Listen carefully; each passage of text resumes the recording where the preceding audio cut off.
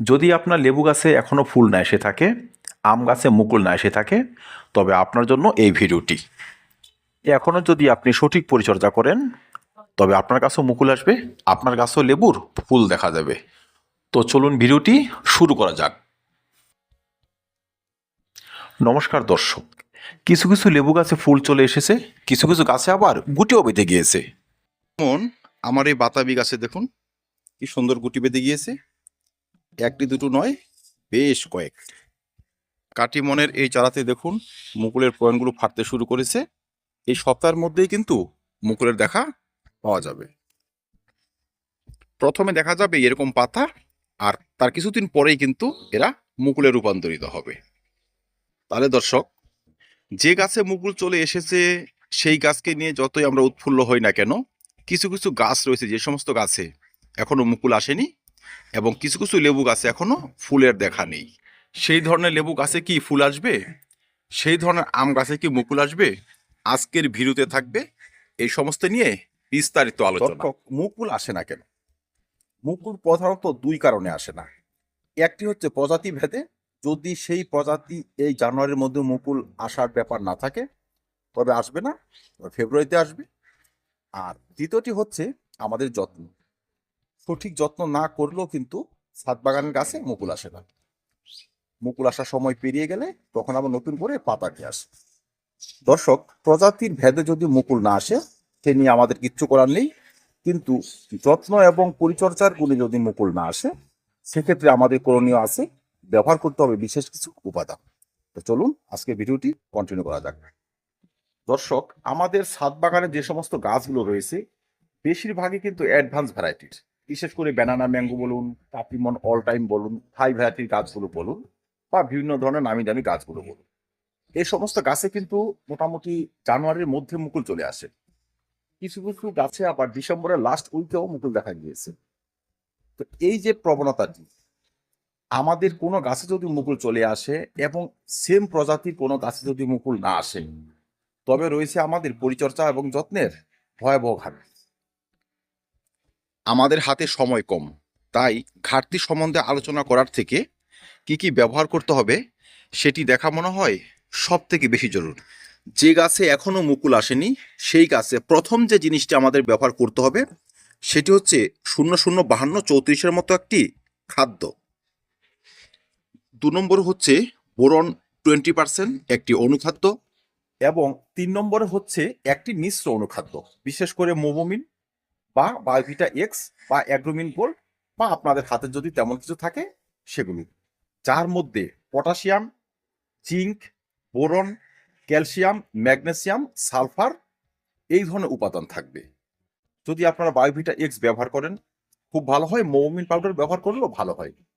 আপনারা প্রথম ডোজটি এইভাবে ব্যবহার করবেন। ধরুন আমি এই এনপিকেটি নিলাম, এটা হচ্ছে ন্যানো পটাশিয়াম ফসফেট, মাত্র 2 গ্রাম। সেই সঙ্গে আমি মোবোমিন পাউডার নিয়ে নিলাম 1.5 গ্রাম বা 2 গ্রাম, এবং বোরন নিয়ে নিলাম 20%, এটাও নিলাম 1.5 গ্রাম। তাহলে 1.5 গ্রাম করে দুটো উপাদান, আর এনপিকে হচ্ছে 2 গ্রাম। এই তিনটি উপাদান একত্রে 1 থেকে 1.5 লিটার জলে গুলে গাছে একদম পুরোপুরি স্প্রে করে দেব, গাছকে একদম ভিজিয়ে দেব। আজকে ধরুন যদি আমি একবার স্প্রে করি, ঠিক 10 দিনের মাথায় আরেকবার, তার 10 দিনের মাথায় আরেকবার। মনে রাখতে হবে জানুয়ারির মধ্যে কিন্তু মুকুল আনতে হবে। জানুয়ারির মধ্যে যদি এই সমস্ত অ্যাডভান্স ভ্যারাইটির গাছে মুকুল না আসে সেক্ষেত্রে কিন্তু মুকুল নাও আসতে পারে, কারণ তার সেম ভ্যারাইটির গাছে যদি মুকুল চলে আসে, মুকুল ফেটে যায়, সেখান থেকে হয়তো গুটিও দাঁড়াতে শুরু করে, অথচ আমার গাছে মুকুলই এলো না, ফেব্রুয়ারিতে মুকুল কি আসবে তার কোনো গ্যারান্টি নেই। তাই আমরা এই সমস্ত উপাদান দিয়ে তাকে পুষ্ট রাখবো। এখন গাছে রয়েছে ফুড এবং নিউট্রিয়েন্টস ডিফিসিয়েন্সি, বিশেষ করে পটাশিয়ামের ঘাটতি, জিঙ্ক বোরনের ঘাটতিতে গাছে কিন্তু মুকুল চট করে আসে না। 2 নম্বর হচ্ছে আমাদের জিঙ্ক কিন্তু এক্সট্রা এখানে স্প্রে করতে হবে। ধরুন আজকে আমি অনুখাদ্য, খাদ্য এবং বোরন স্প্রে করে দিলাম, ঠিক 2 দিন পর জিঙ্ক 1 লিটার জলে মাত্র 1 গ্রাম গুলে গাছে স্প্রে করে দেব। জিঙ্ক এমনই একটি অনুখাদ্য যে গাছের সুপ্ত দশাকে ভাঙতে সহায়তা করে। মুকুল আসেনি অথচ গাছে পাতাও গজায়নি, সে কিন্তু এখনো সেই ঘুমন্ত অবস্থাতে রয়েছে, মাস চলে এসেছে জানুয়ারি, সেই অবস্থাতে রাখলে হবে না। আমাদের জিঙ্ক ব্যবহার করে গাছকে জাগাতে হবে। 1 লিটার জলে মাত্র 1 গ্রামই যথেষ্ট। আজকে একবার ব্যবহার করব, আবার 15 থেকে 20 দিন পরে আরেকবার ব্যবহার করব। 2 বার জিঙ্ক ব্যবহার করলে কিন্তু গাছের ঘুমন্ত দশা ভাঙতে শুরু করবে, গাছ কিন্তু মুকুল নিয়ে আসতে শুরু করবে। অনেকে ভাবতে পারি খাবার এবং অনুখাদ্যের সঙ্গে জিঙ্ক মিশিয়ে ব্যবহার করলেই তো হয়। দর্শক, না, জিঙ্ক এক্সট্রা ব্যবহার করবেন, এতে বেশি রেজাল্ট হবে। 3 নম্বরে হচ্ছে আমাদের একটি পিজার কিন্তু এখন স্প্রে করতেই হবে। বহু ক্ষেত্রে আমরা কিন্তু পিজার ব্যবহার করতে চাই না, যে আমাদের কাছে তো এমনি মুকুল আসে, অন্যান্য যত্ন আদি সঠিক রয়েছে, তাহলে পিজারের কি প্রয়োজন? কথা সত্যি, কিন্তু যখন গাছে মুকুল আসেনি, আম গাছে হোক লেবু গাছে হোক, আপনাকে জানুয়ারির মধ্যে কিন্তু পিজার ব্যবহার করতে হবে। আপনারা অবশ্যই মিরাকুলান ব্যবহার করতে পারেন, প্ল্যানোফিক্স ব্যবহার করতে পারেন, বা বুস্টার 2 ব্যবহার করতে পারেন। যদি আমি মিরাকুলান ব্যবহার করি, সেক্ষেত্রে আমি 1 লিটার জল নেব, 1.5 ml মিরাকুলান নিব। আজকে একবার, 10 দিন পরে আরেকবার। তবে আপনারা খাবার এবং জিঙ্ক ব্যবহার করে তারপর মিরাকুলান ব্যবহার করবেন। যদি গাছে ফুড ডিফিসিয়েন্সি থাকে, নিউট্রিয়েন্টস ডিফিসিয়েন্সি থাকে, সেক্ষেত্রে শুধু মিরাকুলান ব্যবহার করে দিলেও কিন্তু আপনি সুস্থ ফলন পাবেন না। তাই আগে তাদের অভাব পূরণ হবে, তারপর আমরা কিন্তু মিরাকুলান ব্যবহার। অনেকে আমরা বুস্টার 2 ব্যবহার করি, কোনো সমস্যা নেই। 1 লিটার জলে 1 ফোঁটা 10 দিনের ব্যবধানে 3 বার ব্যবহার করে দিন। আপনার আম এবং লেবু গাছ অবশ্যই এবার মুকুল নিয়ে আসবে। ডিসেম্বর মাস পুরোপুরি টবের মাটি শুকিয়েছিল, আমরা কিন্তু জল ব্যবহার করিনি, কিন্তু জানুয়ারি পড়ে গিয়েছে। এখন কিন্তু মুকুলের পয়েন্টগুলো ফাটাতে হবে। সেজন্য কিন্তু আমরা টবের মাটিতে অল্প করে জল অবশ্যই ব্যবহার করে দিব। অনেক সময় হয় কি, ওই জল দিব না করে এমন একটা অবস্থার সৃষ্টি করি যে গাছ যে নিজেকে মেলে ধরবে বা তার যে সার্কুলেশন সিস্টেমটি ও নিয়ন্ত্রণ করবে, সেটাই কিন্তু হয়ে ওঠে না। শিকড়ও শুকিয়ে যায়, আর মুকুল আসার যে পয়েন্টগুলো সেগুলো শুকিয়ে যায়। সেভাবে রাখলে আবার হবে না। টবের চাষি সামান্য একটু জল কিন্তু অবশ্যই ব্যবহার করতে হবে। আমার এখানে রয়েছে এই বাতাবি চারাটি, দেখুন কত সুন্দর গুটি চলে এসেছে, এখানে আবার ফুল আসতে শুরু করেছে। তো এর সমবয়সী সেম প্রজাতির আরেকটি বাতাবি চারা রয়েছে। এই যে এই গাছটি, এখানে একটিও মুকুল আসেনি বা একটিও ফুল আসেনি। এই দেখুন, নতুন শাখাও গজায়নি, নতুন পাতাও গজায়, কিন্তু ফুল আসেনি। এই গাছে কিন্তু আমাদের এই সমস্ত যত্ন করতেই হবে, নয়তো এ কিন্তু ফুল নিয়েই আসবে না।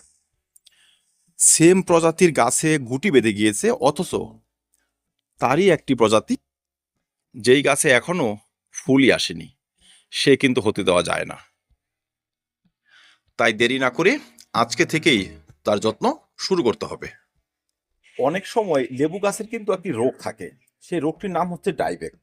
ডাল শুকিয়ে যায়, ডাল হলুদ বর্ণের হয়ে যায়। বহু ক্ষেত্রে এই রোগটি চলে আসে ছত্রাকের জন্য, আবার আমাদের ওয়াটার স্ট্রেসের জন্য কিন্তু এই রোগটি হতে পারে।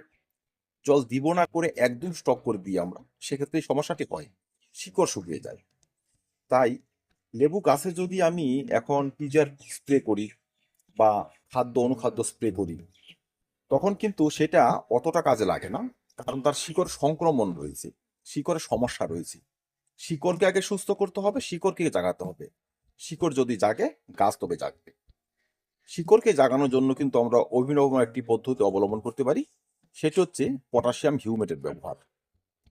দর্শক, এই সময় যদি লেবু গাছের এই সমস্যাগুলো ফুটে ওঠে, হয়তো আপনার গাছের শাখা হলুদ হয়ে আসতেছে, শুকিয়ে আসতেছে, তবে আপনি কি করবেন, পটাশিয়াম হিউমেট 1 লিটার জলে মাত্র 2 গ্রাম। যদি আপনার টব বেশি হয়, আপনি 2 লিটার জল নিয়ে নেবেন, 3 গ্রাম ব্যবহার করে দেবেন। পটাশিয়াম হিউমেট ভালো করে গুলে টরমাটিতে ঢেলে দিন। আজকে একবার দিয়ে দিন, 15 দিন পর আরেকবার দিয়ে দেবেন। 2 বার যদি আমরা এই ওষুধটি ব্যবহার করতে পারি, শিকড় কিন্তু নতুন করে আবার মেলতে শুরু করবে। যে শিকড় অসুস্থ হয়ে পড়েছিল, যে শিকড়ের বাড়ার ক্ষমতা একদম স্টপ, সে শিকড়ও কিন্তু বাড়তে শুরু করবে।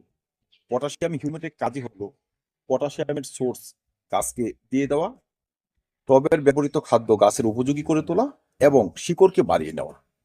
শিকড় যখন জাগবে, স্বাভাবিকভাবে কিন্তু গাছ আবার ফুল নিয়ে আসতে শুরু করবে।